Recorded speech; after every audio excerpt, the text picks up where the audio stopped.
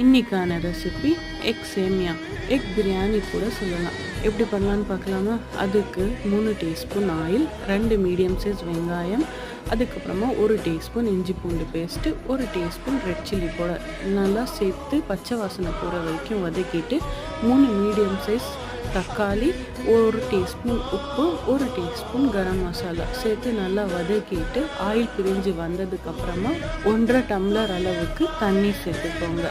2 முட்டையை உடைச்சி ஊற்றிக்கிட்டு நல்லா கொதித்து வந்த பிறகு ஒரு பேக்கெட் சேமியாவை அதில் போட்டு ஒரு 2 நிமிஷம் கலந்து விட்டுட்டு அதுக்கப்புறமா கொத்தமல்லியை தூவி ஒரு 5 நிமிஷம் மூடி போட்டு வேக வச்சு இறக்குனீங்கன்னா எக் சேமியா ரெடி. நல்லா உதிரியாக வந்திருக்கு. இதே மாதிரி நீங்களும் ட்ரை பண்ணிவிட்டு எப்படி வந்ததுன்னு கமெண்ட்டில் சொல்லுங்கள். மறக்காமல் இந்த மாதிரி சிம்பிள் ரெசிபீஸ்க்காக என் சேனலை ஃபாலோ பண்ணிக்கோங்க. நெக்ஸ்ட் வீடியோவில் பார்க்கலாம். பாய்.